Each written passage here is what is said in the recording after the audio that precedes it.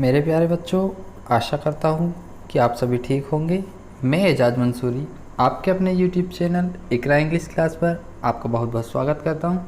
बच्चों, आज हम देखेंगे क्लास 7th की लेसन 1 हमने जो पढ़ लिया है उसकी ग्रामर, है ना, पाठ से संबंधित जो भी ग्रामर है उसे आज हम सॉल्व करेंगे। अगर आपने लेसन वाला वीडियो नहीं देखा है तो इस वीडियो के डिस्क्रिप्शन में उसकी लिंक है, या चैनल पर जाकर भी आप लेसन वाला वीडियो देख लें। बहुत अच्छे से आसान भाषा में हमने लेसन को समझाया है और उससे संबंधित ग्रामर आज हम इस वीडियो में करते हैं। तो चलिए शुरू करते हैं। पहला क्वेश्चन दिया है बच्चों, लिसन एंड रिपीट। लिसन यानी सुनिए और रिपीट यानी दोहराइए। इसमें ए वाला क्वेश्चन है, you have read the poem, जैसा कि आपने कविता को पढ़ा है। Find out which lines and with similar sounds. उन लाइन को खोजिए जो कि समान शब्दों पर एंड हुई है या ख़त्म हुई है ना। अब देख लेते हैं इसका एक एक शब्द का अर्थ क्या हुआ बच्चों। रीड यानी पढ़ना होता है, पोएम यानी कविता। फाइंड यानी खोजिए, फाइंड आउट यानी खोजिए, विच लाइन्स यानी वे लाइनें जो कि एंड हुई है, विथ सिमिलर साउंड यानी समान ध्वनि पर एंड हुई है, समान ध्वनि पर ख़त्म हुई है, उन लाइन या उन शब्दों को अपने को कविता में से ढूंढना है। जैसे एक एग्जाम्पल इन्होंने करके दिखाया है, जैसे अर्थ, बर्थ और वर्थ, है ना। मतलब इन तीनों में अंत में एक जैसी आवाज़ आ रही है, अर्थ, बर्थ और वर्थ।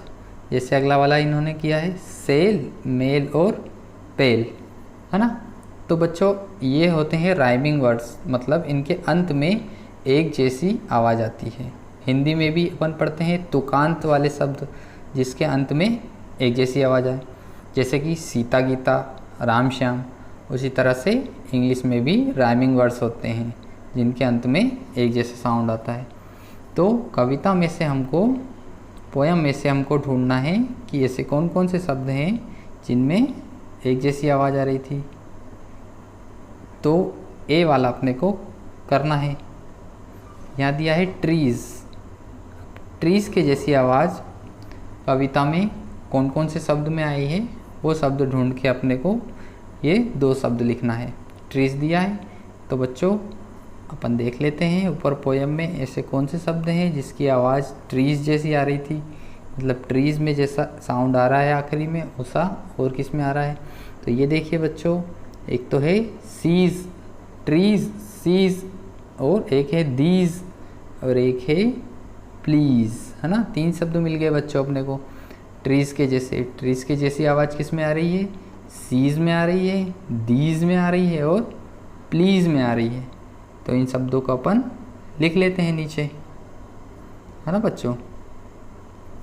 ट्रीज़ के जैसी साउंड राइमिंग वर्ड्स और कौन कौन से शब्द में आ रहे हैं, तो इसमें आ जाएगा seize, SEAS, SEAS,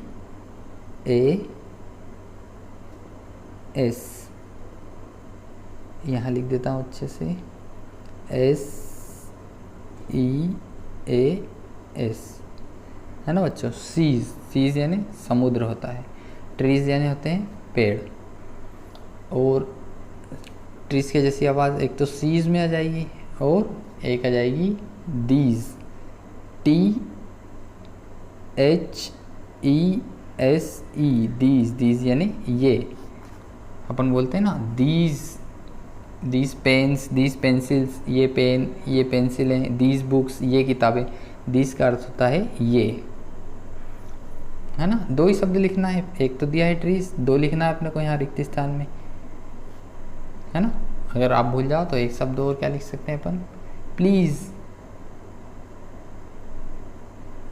PLEAS,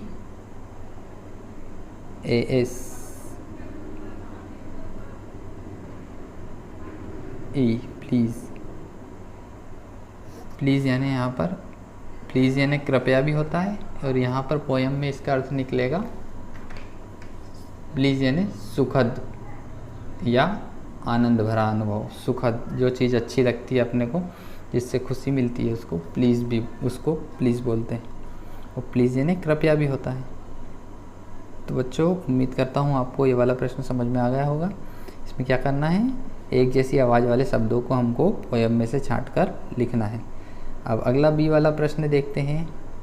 B वाला प्रश्न है listen to the sentences given below. Listen to the sentences given below carefully and choose the word that rhyme and write them in the table given. इसका अर्थ हुआ बच्चों कि वाक्यों को ध्यान से पढ़ो, नीचे दिए गए वाक्यों को ध्यान से पढ़िए और उनमें से उन शब्दों को छांट कर लिखिए जो कि राइमिंग वर्ड है, मतलब जिनकी आवाज़ एक जैसी आती हो, है ना। लिसन यानी सुनिए, दीज लिसन यानी सुनिए, सेंटेंसेस यानी वाक्य, गिवन यानी दिए गए, बिलो यानी नीचे, केयरफुल यानी ध्यानपूर्वक, चूज़ यानी चुनिए, द वर्ड्स वे शब्द, देट जो कि, राइम यानी एक जैसे अंत में जिनकी आवाज़ एक जैसी आती हो, एंड राइट और उन्हें लिखिए, इन द टेबल तालिका में, गिवन जो कि दी गई है। नीचे एक तालिका दी गई है, उसमें कौन से शब्द लिखना है, जिनकी आवाज़ एक जैसी आती हो, है ना। ये नीचे तालिका दी है, ये दिख रही है आपको राइमिंग वर्ड्स। यहाँ पे एक लिखा है बेक और उसका लिखा है केक, है ना। बेक केक एक जैसी आवाज़ आ रही है दोनों में।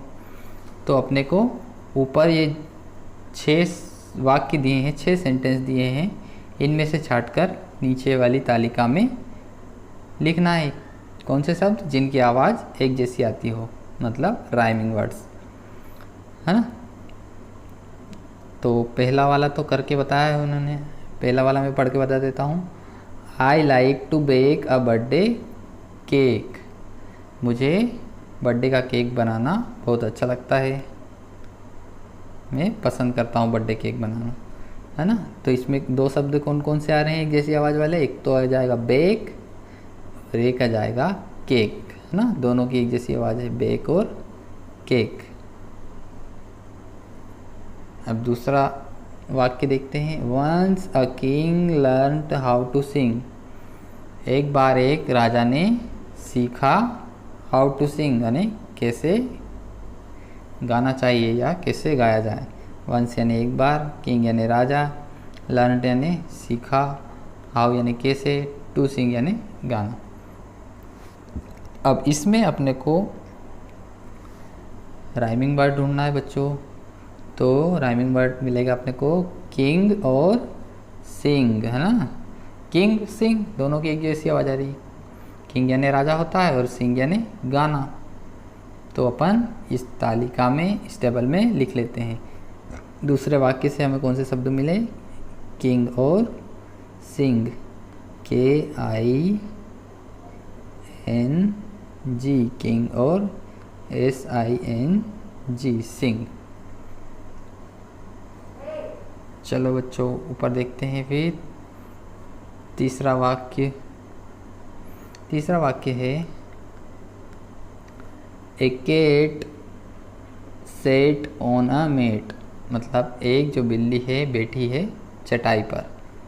कैट यानी बिल्ली, सेट यानी बैठी है और मेट यानी चटाई।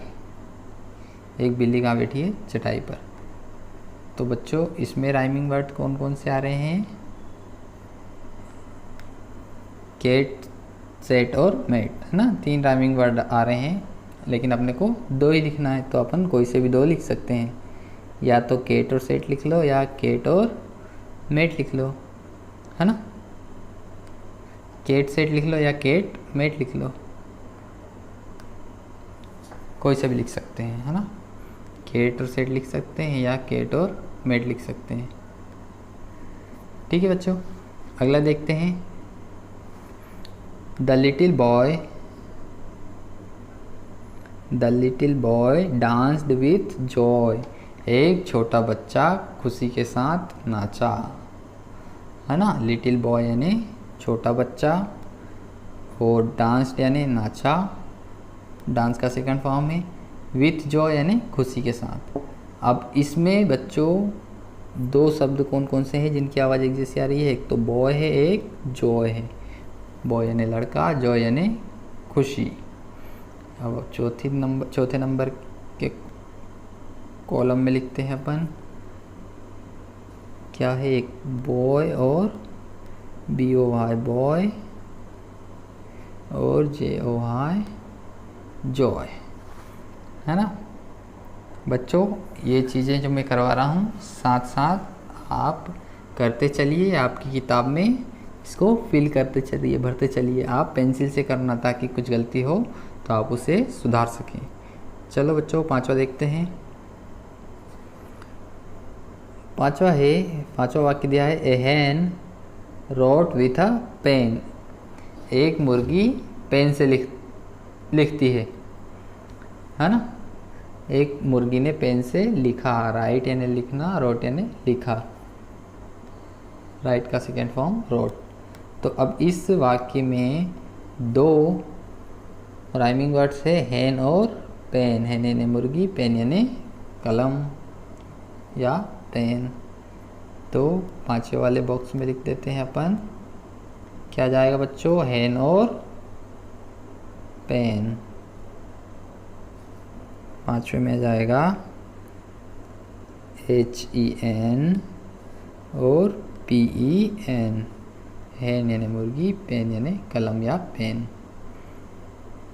ऊपर देखते हैं बच्चों अगला छठा वाला, the frog set on a log. एक मेंढक जो है लकड़ी के लट्ठे पर, लकड़ी के ठूंठ पर बैठा हुआ है ना। फ्रॉग यानी होता है मेंढक और लॉग यानी लकड़ी का ठूंठ, जो सूखा हुआ ठूंठ रहता है ना लकड़ी का, कटा हुआ अलग से, उसको लॉग बोलते हैं। और फ्रॉग यानी मेंढक। तो दोनों में एक जैसी आवाज़ आ रही है, फ्रॉग और लॉग। तो यहाँ पे आ जाएगा छठे वाले में, सिक्स्थ वाले में, फ्रॉग FROG फ्रॉग और LOG लॉग। चलो बच्चों उम्मीद करता हूँ आपको समझ में आ गया होगा। अगले प्रश्न पे चलते हैं, है ना। इस प्रश्न में क्या करना था? राइमिंग वर्ड छांटना था। जो 6 वाक्य दिए हैं उनमें से राइमिंग वर्ड क्या होते हैं? जिनकी आवाज़ एक जैसी आती है, जैसे राम श्याम और सीता और गीता, है ना। तो अपन ने छांट लिया। कौन कौन से छांटे? बेक और केक, किंग और सिंग, केट और सेट या केट या मेट। चौथे में बॉय और जॉय, पांचवे में हैन और पेन, छठे में फ्रॉग और लॉग, है ना। राइमिंग वर्ड यानी एक जैसी आवाज़ आने वाले शब्द। दूसरा प्रश्न देखते हैं बच्चों।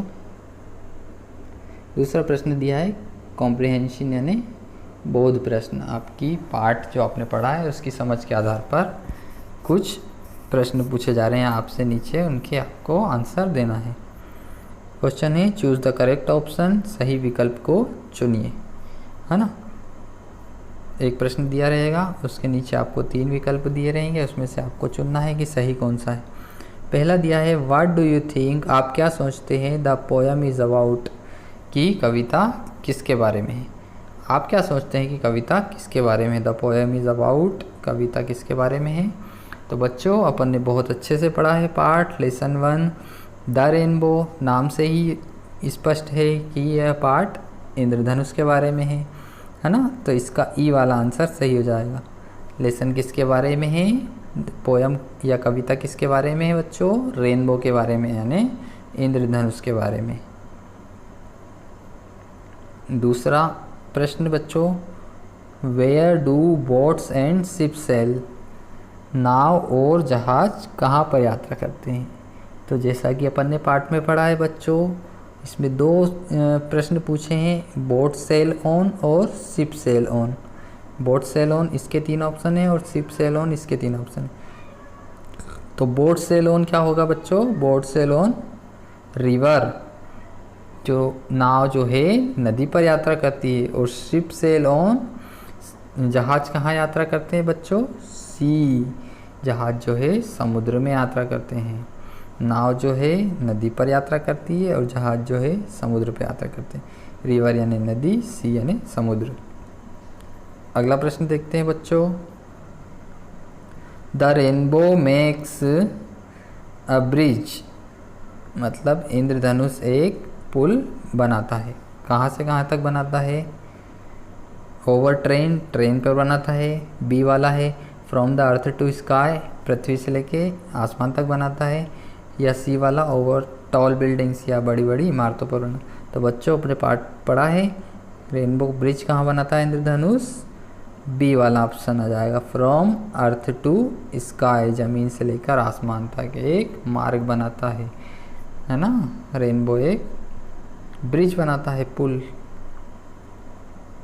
चौथा प्रश्न है बच्चों, द प्रीटीएस्ट ब्रिज इज, सबसे सुंदर ब्रिज कौन सा होता है? आप बताओ, आपको सबसे सुंदर ब्रिज कौन सा लगा पाठ में? ए वाला है क्या, मेड बाय क्लाउड्स, बादलों के द्वारा बनाएगा। बी वाला है क्या, मेड बाय रेनबो, इंद्रधनुष के द्वारा बनाएगा। या सी वाला मेड बाय रिवर्स। तो यही आएगा बी वाला बच्चों, है ना। इंद्रधनुष के द्वारा बनाया गया पुल सबसे अच्छा है, प्रीटीएस्ट यानी सबसे सुंदर है ना। रेनबो के द्वारा बनाया गया ब्रिज सबसे ही सुंदर है। पाठ पूरा अपना इंद्रधनुष के बारे में, और इंद्रधनुष जो ब्रिज बनाता है वो सबसे खूबसूरत दिखाई देता है। अब पांचवा प्रश्न है बच्चों, द रेनबो इज द, मतलब कि इंद्रधनुष क्या है? The rainbow is the prettier, यानी उससे ज़्यादा सुंदर है। प्रीटी यानी सुंदर है, या प्रीटीएस्ट, या प्रीटीएस्ट सबसे ज़्यादा सुंदर है। तो इसका आंसर आएगा बच्चों सी वाला है, प्रीटीएस्ट। रेनबो जो है इंद्रधनुष सबसे ही ज़्यादा सुंदर है, प्रीटीएस्ट। यह सुपरलेटिव डिग्री है प्रीटी की। प्रीटी यानी सुंदर, प्रीटियर यानी उससे अधिक सुंदर, और प्रीटीएस्ट यानी सबसे अधिक सुंदर। तो बच्चों आपको सही विकल्प भी अच्छे से समझ में आ गए होंगे। अब तीसरे प्रश्न पे आ जाते हैं अपन। तीसरा प्रश्न दिया है वर्ड पावर, शब्द शक्ति, है ना। कुछ शब्द दिए गए हैं, उसको आपको जांचना है, परखना है कि क्या प्रश्न पूछा है। प्रश्न पढ़ लेते हैं पहले। ए वाला प्रश्न है, पिक द ऑड वर्ड, आसमान शब्दों को चुनिए, एंड इन सर्कल इट, और इन पर गोला लगाइए, as given in the example, जैसा कि एक उदाहरण कर बताया गया है ना। आसमान शब्दों को छांटकर उस पर गोला लगाना है, जो शब्द इससे मेल नहीं खाते हैं, जो अलग हैं, उस पर गोला लगाना है। ओड यानी अलग शब्द आसमान पर, इन सर्कल यानी गोला लगाना है, जैसा कि एग्जाम्पल में करके बताया गया। पहला करके बताया है बच्चों, रिवर, पॉन्ड, सी और रोड, है ना। रिवर यानी नदी होता है, पॉन्ड यानी तालाब होता है, सी यानी समुद्र होता है, और रोड होता है। तो नदी, तालाब और समुद्र तीनों में पानी होता है, और रोड जो है अलग चीज़ हो गई बच्चों, इसलिए इस पर गोला लगा हुआ है। तो नीचे ही इसी तरह से अपने को करना है। दूसरा दिया है शिप, शिप यानी जहाज, बोट यानी नाव, एरोप्लेन यानी हवाई जहाज, याच यानी भी नाव होती है एक तरह की। तो बच्चों शिप, जहाज, बोट, नाव और याच भी नाव, ये तीनों पानी की चीज़ है। और एरोप्लेन जो है ये हवा में उड़ता है, इसलिए इस पर गोला आ जाएगा, ये अलग चीज़ हो गई, है ना बच्चों। तीसरा वाला देखते हैं। क्लाउड यानी बादल होता है, स्टार यानी तारे, मून यानी चंद्रमा, और अर्थ यानी पृथ्वी। अब देखो बच्चों, क्लाउड यानी बादल, स्टार यानी तारे, और मून यानी चंद्रमा, ये तीनों चीज़ें आसमान में रहती है। और ये जो चीज़ है अर्थ, ये ज़मीन है, ये एक अलग चीज़ हो गई, है ना। ये तीनों चीज़ें आसमान की चीज़ है, और ये अर्थ यानी पृथ्वी, यह ज़मीन है, इसलिए इस पर गोला जाएगा, यह आसमान है, इन तीनों चीज़ों से अलग है। चौथा है बच्चों सी यानी समुद्र, बस यानी बस, ट्रैक्टर यानी ट्रैक्टर, कार यानी कार, है ना। तो बस, ट्रैक्टर और कार ये तीनों अलग चीज़ हैं, इनसे हम सवारी करते हैं, इनके ऊपर यात्रा करते हैं।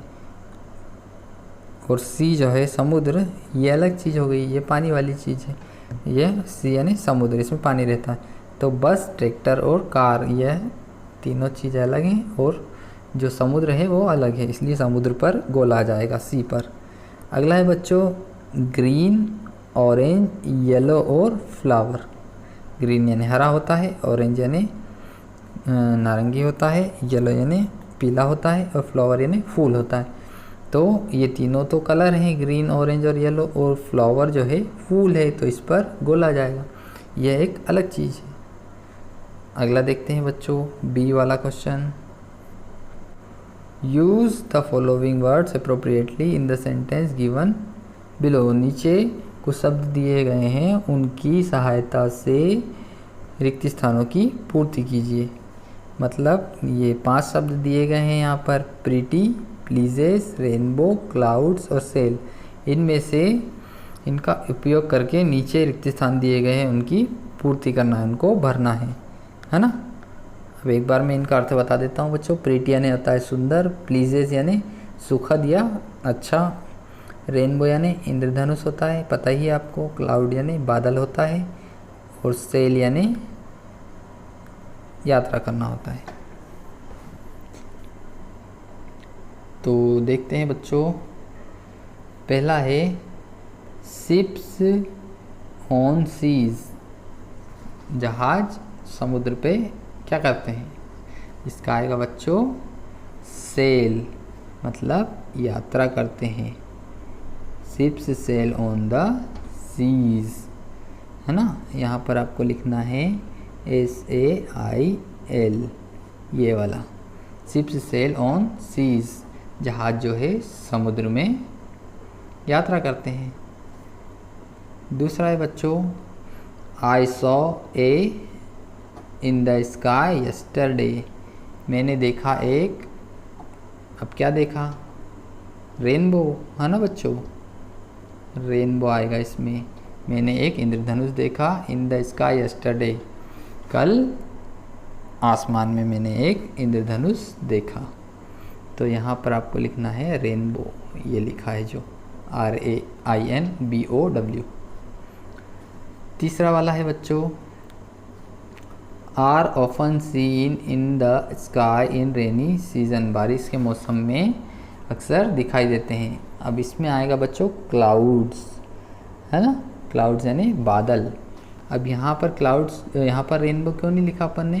क्योंकि रेनबो ऊपर वाले बॉक्स में ही आएगा, क्योंकि आई सा ए, मैंने देखा एक, ए मतलब एक, ऊपर वाले की बात कर रहा हूँ मैं, दूसरे प्रश्न की। आई सा ए, मैंने देखा एक, तो एक इंद्रधनुष, इंद्रधनुष एक ही रहता है। लेकिन क्लाउड्स नीचे वाला तीसरे में क्या आएगा? क्लाउड्स। यहाँ पर क्लाउड्स यानी बादल, एक से ज़्यादा बादल। तो क्लाउड्स और आर लगा है, आर मतलब एक से ज़्यादा चीज़ों के लिए आर लगता है। क्लाउड्स आर मतलब एक से ज़्यादा बादल। Are often seen in the sky in the rainy season, है ना, बारिश के मौसम में अक्सर बादल दिखाई देते हैं। इसलिए अपन ने ऊपर वाले में रेनबो लिखा है, एक चीज़ की बात हो रही है, और नीचे एक से ज़्यादा चीज़ों की बात हो रही है, तो यहाँ पर आर लगा है, मतलब यहाँ पर बादल आएगा, है ना। अगला देखते हैं बच्चों नम्रता इज़ ए। नम्रता एक है गर्ल यानी लड़की। कैसी लड़की है? प्रीटी, PRETTY, यहाँ पर आ जाएगा प्रीटी, प्रीटी यानी सुंदर। नम्रता एक सुंदर लड़की है। पांचवा है बच्चों नेचुरल ब्यूटी ऑलवेज प्लीजेस मी। नेचुरल ब्यूटी यानी प्राकृतिक सुंदरता, ऑलवेज यानी हमेशा, इसमें आएगा प्लीजेस यानी सुखद अनुभव कराती है, मुझे अच्छी लगती है। प्राकृतिक सुंदरता जो है मुझे बहुत अच्छी लगती है ना बच्चों। तो अब एक बार जल्दी से देख लेते हैं। शिप्स पहले वाले में आएगा सेल ऑन द रिवर, यहाँ पर सेल आ जाएगा।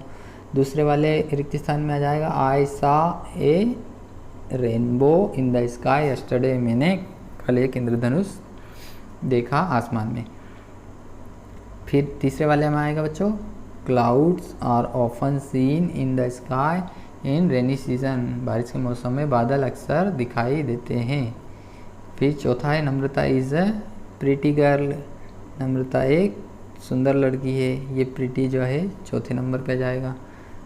नेचुरल ब्यूटी ऑलवेज प्लीजेज मी, यह आ जाएगा 5वें नंबर पे। प्राकृतिक सुंदरता मुझे बहुत अच्छी लगती है। चलिए बच्चों अगले प्रश्न पे चलते हैं। अगला प्रश्न है बच्चों ग्रामर इन यूज, व्याकरण का उपयोग। अब व्याकरण ग्रामर क्या क्या यूज़ हुई है वो एक तालिका दी गई है, इसको अपन पढ़ते हैं।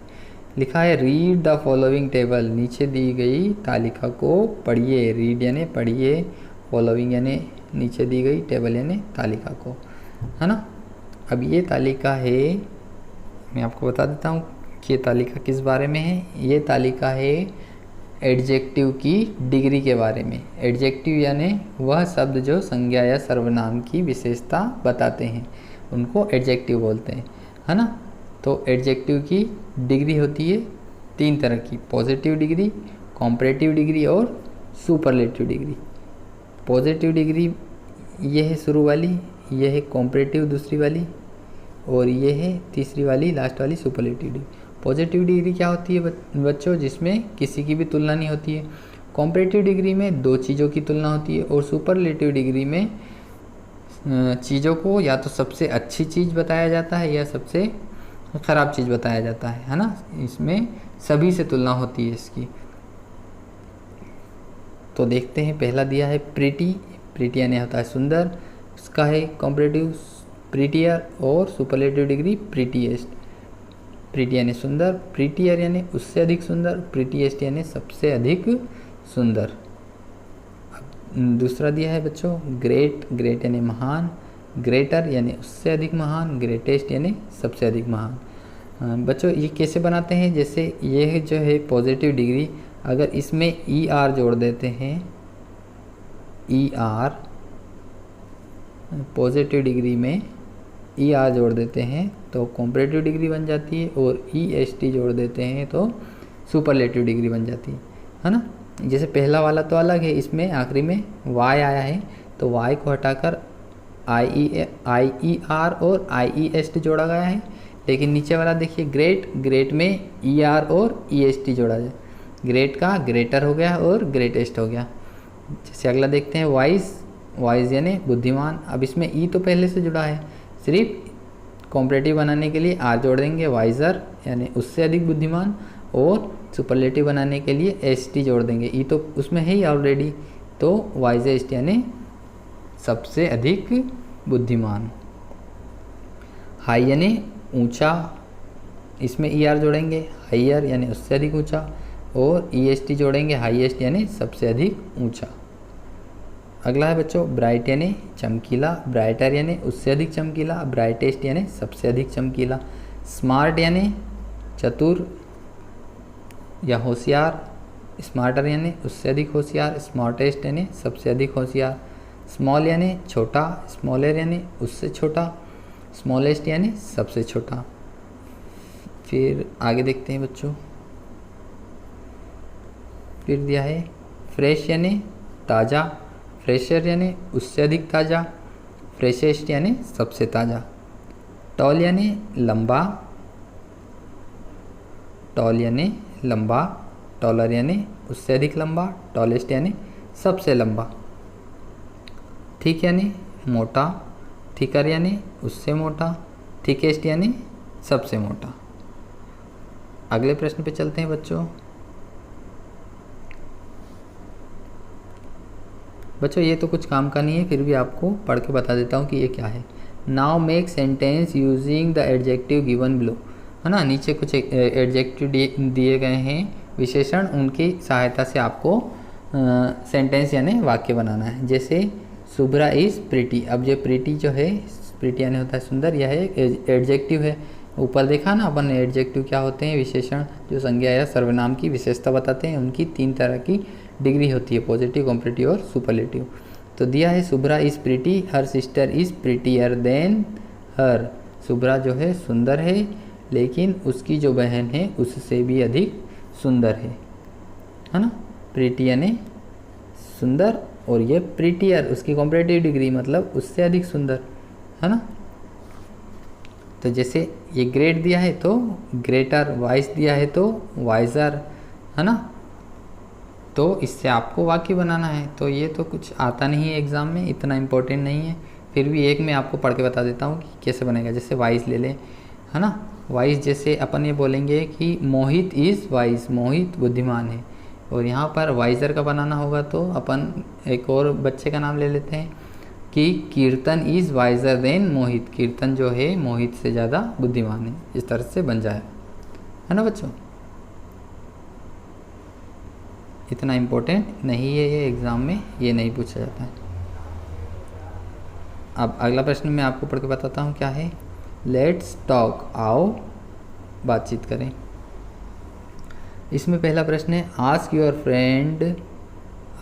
Friends the following question and find answer. अपने दोस्तों से नीचे दिए गए कुछ प्रश्न पूछिए और उनके आंसर खोजिए। इन विच सीजन, प्रश्न यहाँ से शुरू हो रहा है, in which season is rainbow often seen in the sky. कौन से मौसम में इंद्रधनुष अक्सर दिखाई देता है आसमान में, है ना। ये नॉर्मल क्वेश्चन आंसर है, मतलब आपके दोस्त के साथ आपको डिस्कस करना है ना। इसमें ऐसे इस पार्ट में क्वेश्चन आंसर नहीं दिए गए हैं बच्चों, प्रश्न उत्तर, लेकिन कभी कभी इस पार्ट से क्वेश्चन आंसर बन के आ जाते हैं।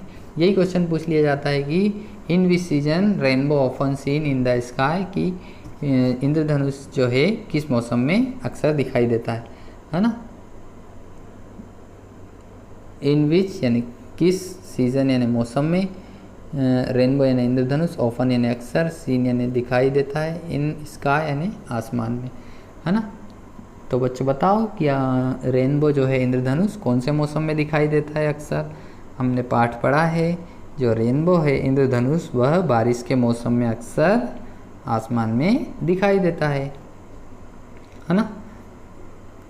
तो इसका आंसर क्या हो जाएगा बच्चों, अगर अपन लिखना चाहे तो अपन यहाँ से लिख सकते हैं रेनबो, रेनबो के बाद लिख देंगे is, rainbow is often seen, rainbow is often seen, इंद्रधनुष अक्सर दिखाई देता है इन रेनी सीजन। इनके बाद यहाँ पर रेनी सीजन और जुड़ जाएगा और द स्काई आ जाएगा। क्या बन जाएगा पूरा answer, rainbow is often seen in rainy season in the sky, कि इंद्रधनुष बारिश के मौसम में अक्सर दिखाई देता है।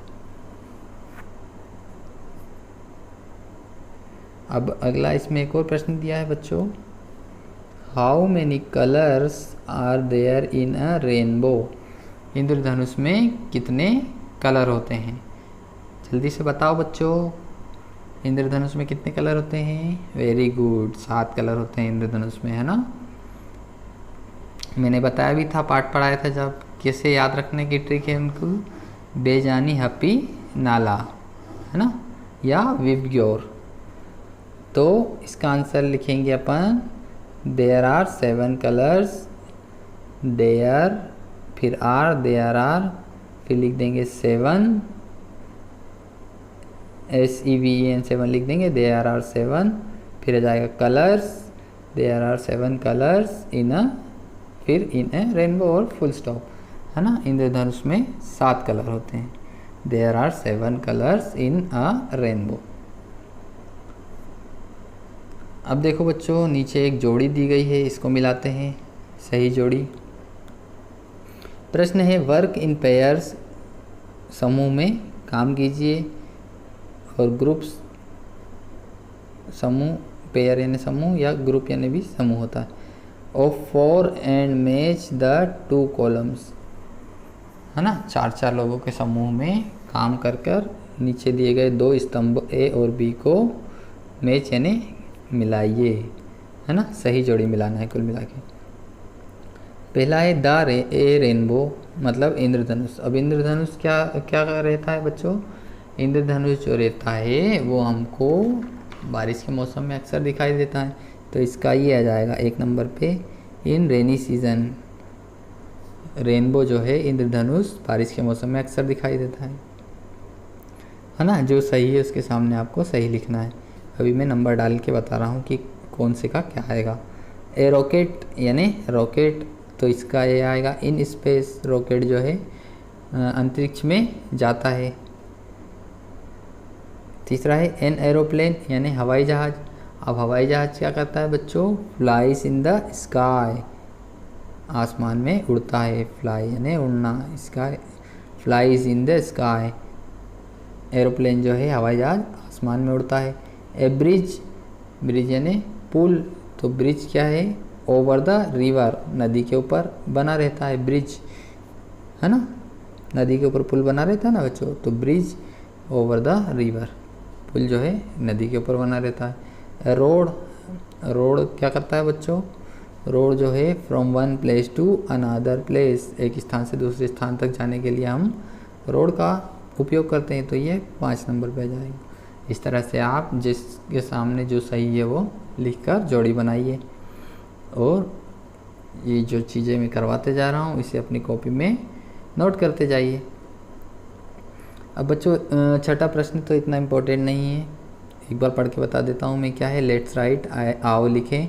Right a paragraph on rainbow, rainbow पर, इंद्रधनुष पर एक पैराग्राफ लिखना है आपको using the word given below, नीचे कुछ शब्द दिए गए उनकी सहायता से एक पैराग्राफ लिखना है। जैसे रेनबो है, स्काई है, रेनी सीजन है, क्लाउड्स है ना। कैसे लिख सकते हैं, rainbow is often seen in rainy season, it looks very beautiful and pretty, there are 7 colours in rainbow, violet, indigo, blue, है ना। इतना इम्पोर्टेंट नहीं है ये आपके लिए, ये एग्ज़ाम में पूछा भी नहीं जाता है।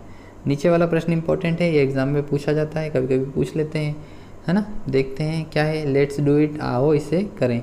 ड्रॉ यानी बनाइए। अ पिक्चर, एक चित्र, of rainbow and colour it, है ना। इंद्रधनुष का एक चित्र बनाना है आपको और उसमें कलर भरना है ना। रेनबो यानी इंद्रधनुष एंड कलर इट, इंद्रधनुष का एक चित्र बनाना है और उसमें कलर करना है ना। तो ये चित्र बनाना और कलर करना तो नहीं पूछा जाएगा आपको। ये प्रश्न पूछ सकते हैं आगे, इसके आगे जो दिया गया है, right the name of the colours you used, है ना। और जिन कलर का आपने उपयोग किया है वो यहाँ पे लिखना है। मतलब प्रश्न ये पूछ सकते हैं कि रेनबो में कौन कौन से कलर होते हैं, है ना। तो यहाँ पर तो आपको एक इंद्रधनुष बनाना है जहाँ पर भी खाली जगह मिले, और जो जो कलर आपने इंद्रधनुष में भरे हैं वो आपको लिखना है कि कौन कौन से कलर आपने भरे हैं। तो मान लेते हैं कि इंद्रधनुष में जो 7 कलर होते हैं वही आपने भरे हैं, है ना। तो मैंने 7 कलर को याद करने की एक ट्रिक बताया था बच्चों, आपने पार्ट देखा हो तो, नहीं देखा हो तो उसको देख लेना, अच्छे से समझ लेना। क्या बताया था बच्चों मैंने, बेजानी, बेजानी, हपी नाला, हपी नाला, है ना। बे से बैंगनी, जा से जामुनी, नी से नीला, हा से हरा, पी से पीला, ना से नारंगी, ला से लाल। सबसे नीचे बैंगनी कलर रहता है इंद्रधनुष में और सबसे ऊपर लाल कलर रहता है ना। इंग्लिश में भी मैंने बताया था बच्चों क्या होता है, VIBGYOR, V I B,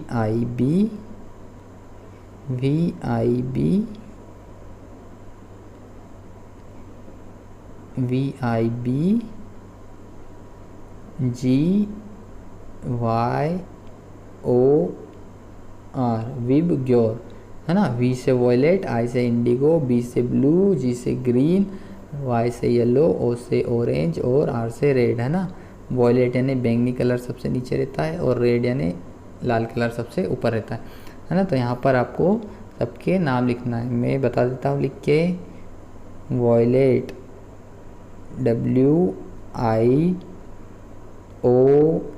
WIOLET, violet यानी बैंगनी।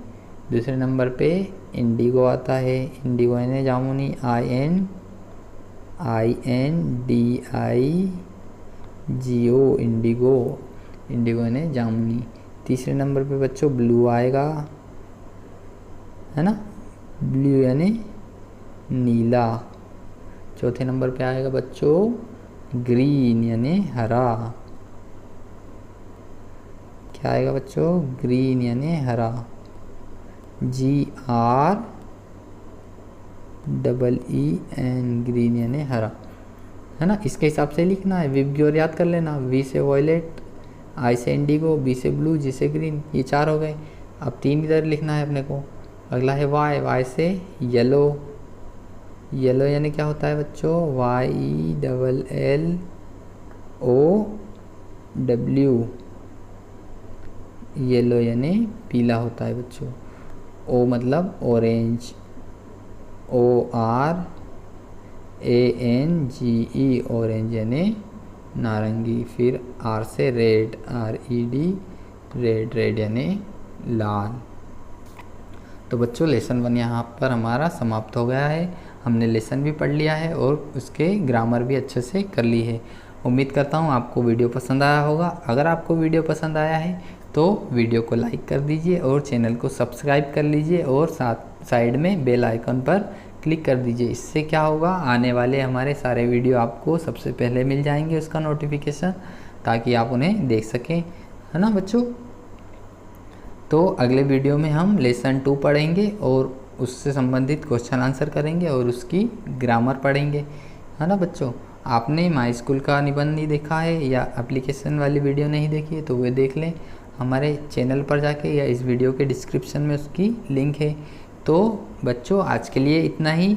बाय बाय, टेक केयर, अपना ख्याल रखना। मिलते हैं अगले वीडियो में। जय हिंद।